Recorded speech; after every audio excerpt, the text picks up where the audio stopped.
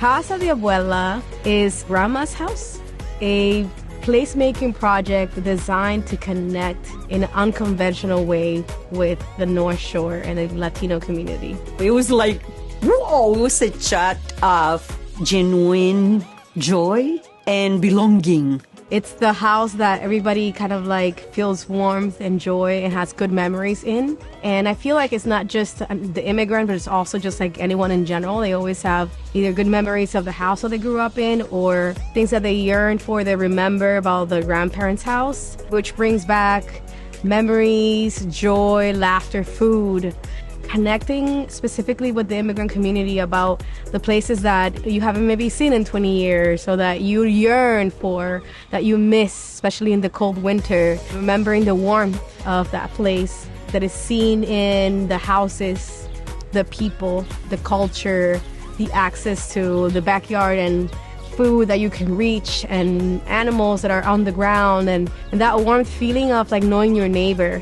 Knowing your community, knowing the guy at the convenience store in the corner, great meals that we had, that we shared together, the things that were core memories and values that were shared. Just a barrage of memories, good memories. Trae muchos recuerdos a todos los dominicanos, recuerdo de cómo se colaba el café, de cómo se dormía, bueno, es una vivencia.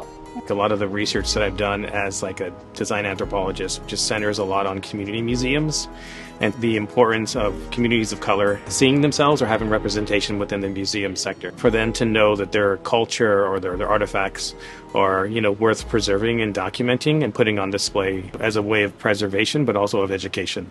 I came to the United States when I was 16 years old, and I'm 33, and I never went back to the Dominican Republic. So through this project, I was able to go back. And it was sort of like a healing process for me. Being part of the interviews, asking powerful questions to some of those grandmothers was really empowering. Seeing how they live their life and how naturally they do community engagement was just refreshing to see like communities are thriving even with limited resources. I'm an abuela. I have 4 grandchildren. So ever since I was a little girl, I felt like this sense of responsibility. And that is very typical of Dominicans. The older have to look after the little one. That's sort of part of the foundation of who we are. It is expected that when you're part of a community, you will protect it. It's just in your values. If you have, a bunch of chickens in your house, and you have an influx amount of eggs, now your neighborhood is being fed through your chickens. One of the key things that we learned by going to the Dominican Republic is not just selling it, but also just generously giving it to others. I think that's what this project is all about. The chairs are beautiful. They're also a reminder of, how people used to live. And it speaks about resiliency, how they're utilizing what they have to beautify their homes, to make it more beautiful. Seeing how a lot of folks, mainly Westerners, when they go to foreign countries, they fall in love with the culture. They almost treat countries and cultures as like a gift shop, an antique store, and they go through and they buy a lot of things. So one of the key, I think, ethical things for us when we took the trip to the DR was not to treat the country or the homes of these abuelas as if they were like gift shops. Like for the fridge, we bought them a new fridge. And so it was trying to make it like an equitable sort of exchange. We actually asked residents, what are some of the elements in your home that you feel like are so unique and need to be highlighted? Picking out the furniture pieces, like used versus new, so that it has that memory built in. Like the cups have dents in them from the usage, or the couch, you can kind of see the wear and tear of time. Being able to bring you into that object and the history of the object, but also the story behind it. I think you can see that in the interview footage and the way that the women are they're excited to present their homes and the way that they're talking about it. There's a lot of like pride that comes out. What is unique about this? To be in this home, because we want that same energy that we saw in the Dominican Republic to be placed in the house for that authenticity. And the shipping container arrived and we opened it and we saw all these things together. It was just very magical to be able to see, you know, a little bit of all these 18 grandmothers, seeing those elements that were so unique to them and so special. We were just excited to share with the community. As you walk through the home, you actually see pictures of the grandmothers next to the objects. And there's our QR code that actually talks about some of the descriptions of the object and what it meant for the grandmother. That was so special.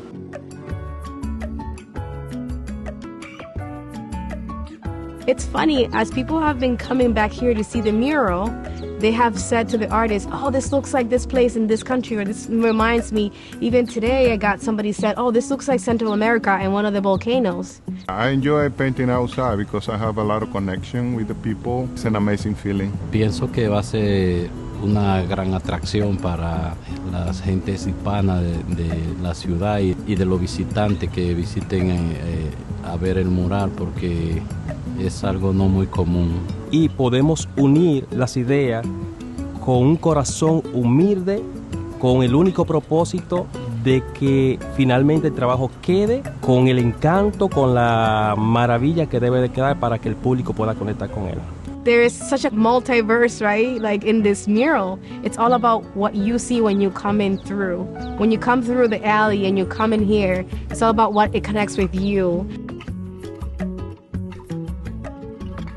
I think it's super important to have the opportunity to be able to showcase the domestic life that a lot of immigrants like me, people of color, we experience, and is being able to put a light on that, to show it as much value as a lot of museums do around the world. I came to the US when I was 10 years old.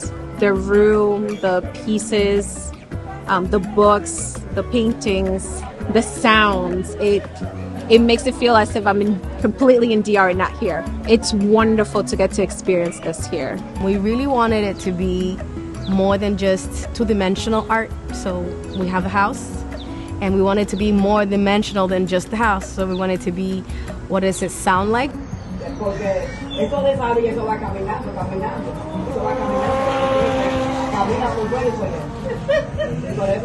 With urban space in Latin American countries, just as much of the cultural life is spent in public space as it is within the private spaces in homes. For me, I think it was a defunct parking lot that got converted into, you know, a community space for the residents of the point. This project's going to have a 3 to 5 year lifespan.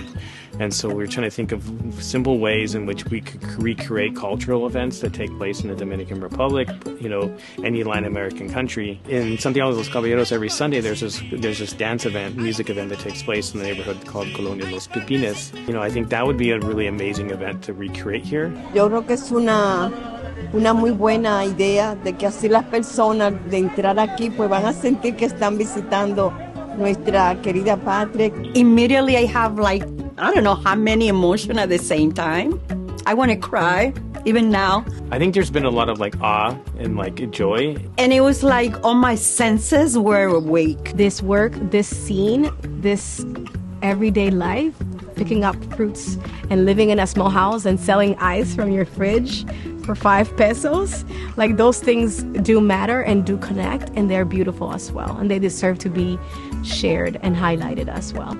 And I see the Latinos and the people of color just feel drawn to it and connect with it in another level.